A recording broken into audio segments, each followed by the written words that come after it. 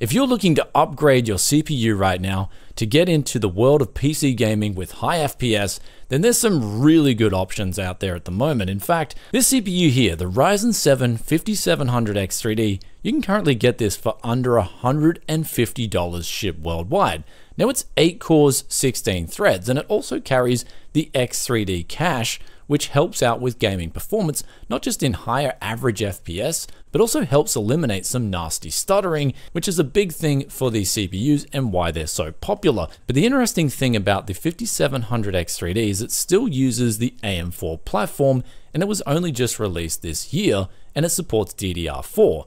Now, since it was released, the price has actually come down a lot, to the point where you can get this CPU now for under $150, making it very appealing, especially if you're just looking at it for 8 cores, 16 threads with X3D cache, which we'll get onto more about that later in terms of the appeal. But let's look at the competitor right here, and this is the 7800X3D, the Ryzen 7, which is also 8 cores, 16 threads, but costs pretty much double the price, coming in at $300. And today we're going to be putting these CPUs head to head, which is going to be a bit of a weird comparison considering the price difference, but essentially how much more value are you gaining with stepping things up, not just with the more expensive CPU, but also going with, say, more expensive DDR5 memory, as well as a more expensive AM5 motherboard.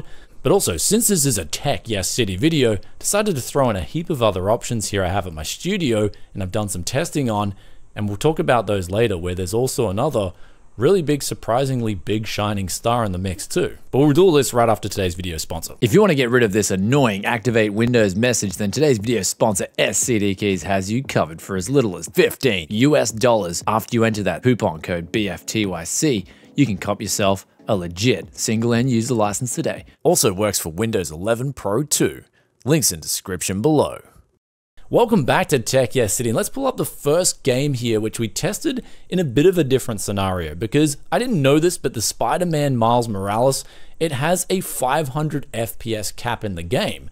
And now when we turn on FSR 3, we can actually double the frame rates of our frames virtually, going from a game that I just couldn't get over the 300 FPS barrier to now magically hit that 500 FPS cap. But also in this comparison, we can see that the two CPUs, the 7800X3D as well as the 5700X3D, perform extremely well in this test. Now I'm also using an RX 7900 XTX in today's comparison, but one thing you'll notice about the 5700X3D is that it's 0.1% lows. That's basically the worst FPS that is going to come out on your monitor.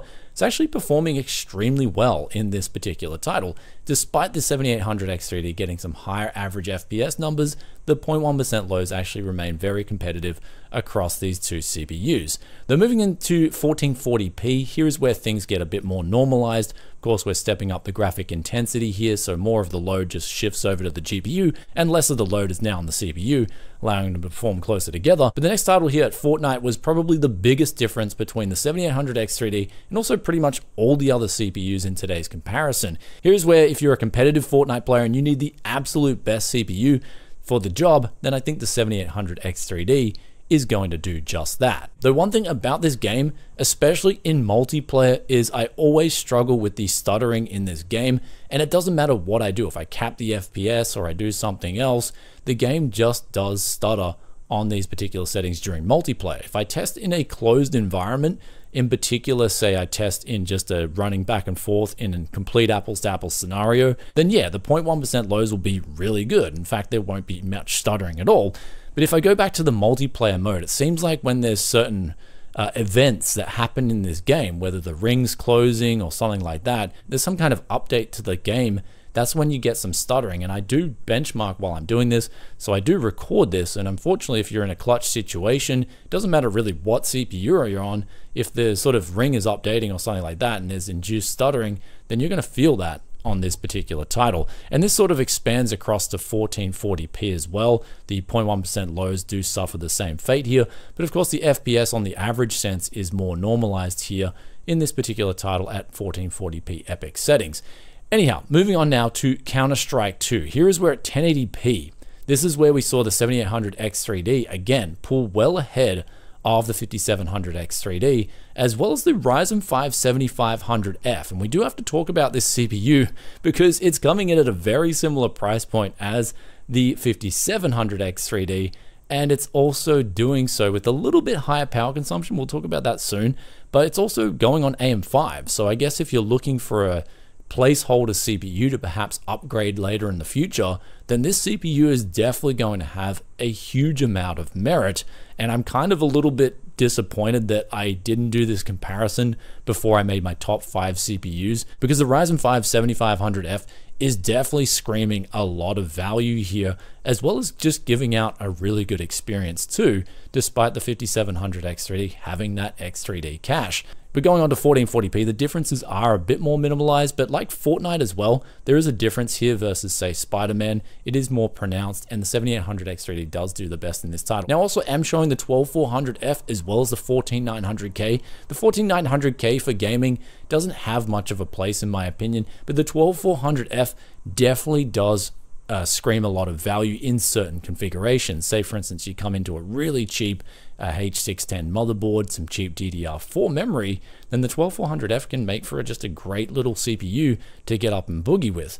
Now let's get on to Baldur's Gate 3, and here's where the Ryzen 7 5700X3D surprisingly did the best with the RX 7900 XTX. Now, that could be another factor that I haven't considered. Perhaps the stuttering in Fortnite and, for instance, Baldur's Gate 3 is worse with the RX 7900 XTX. And perhaps if you guys want, I can update a video just comparing 0.1% lows between, say, the 7900 XTX and the RTX 4090, just because some of these titles I do remember off the top of my memory having better 0.1% lows, at least Baldur's Gate 3, when I specifically tested that on an NVIDIA card. But here we've got here the 7800 X3D in terms of average FPS is performing the best here, followed by the Ryzen 5 7500F actually clipping out the 5700 X3D. Now I have included the Ryzen 7 5800 X3D, which we'll talk about that a bit later, but you can see here it's really offering nothing much more over the 5700 X3D,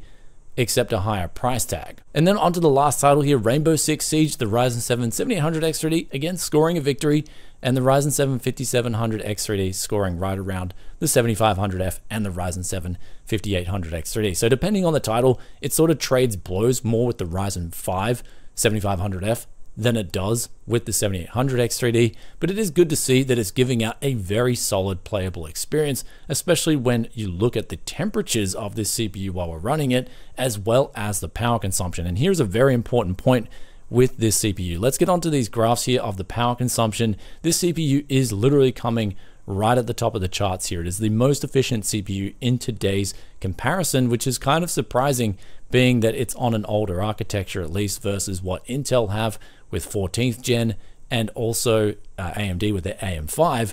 We can see here that this CPU is actually doing a phenomenal job, and I do believe that's because it is clocked lower. It's sort of in the lowish 4 gigahertz versus even the Ryzen 7 5800 X3D, which is just clocked a little bit higher, so it'll give you a little bit more performance depending on the game. And then we've got the last benchmark to roll over here, and that is the Cinebench results. If you're looking at doing productivity, then you see the 5700 X3D comes actually very close to the 7500F, which is clocked higher but has 2 less cores. So very similar in performance there on the multi-core performance, but the single thread performance, the Ryzen 5 7500F does score the edge here. But coming out of these results, this is where I really like the value proposition of the Ryzen 7 5700 X3D for a particular market. And I might as well tell you guys this straight from the get-go.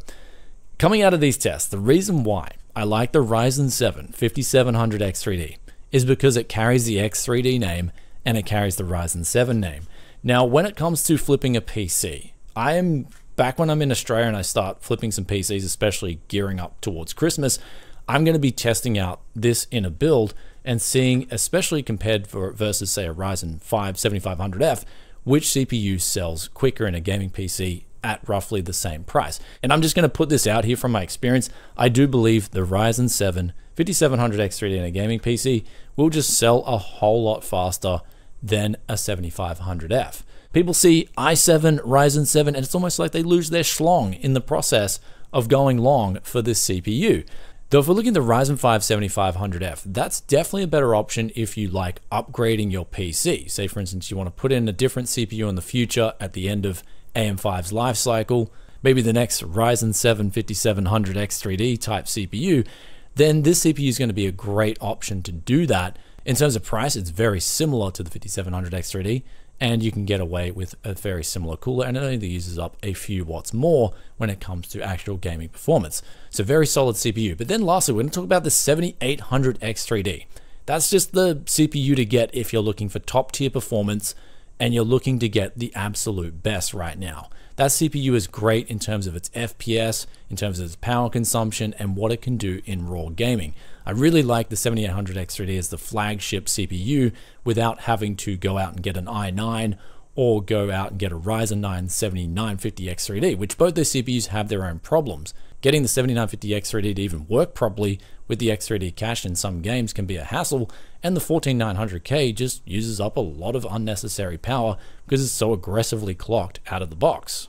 And it also has crashing problems, which we took a look at in the past.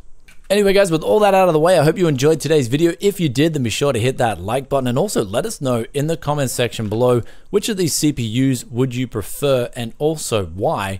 Me personally, I like the 5700X3D actually. I think it's one of my favorite CPUs right now because the performance is really good, but also you've just got, it's like getting into a Stinger, a Kia Stinger. You've got everything you need, but also the price versus say those more luxurious cars. You're just getting the value there. That's all it is, just the value play right now. I don't know, but maybe people will disagree because they don't know what a Kia Stinger is. Kia Stinger, guys, it's a really nice car. Anyhow, guys, I'll put some links in the description below, and I'll catch you in another tech video very soon. Peace out for now.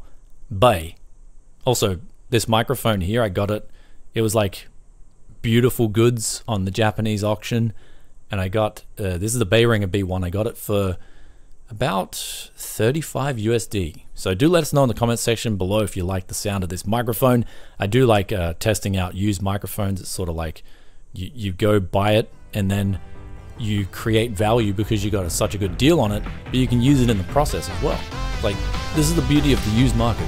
I absolutely love it. Anyhow, see you guys next time.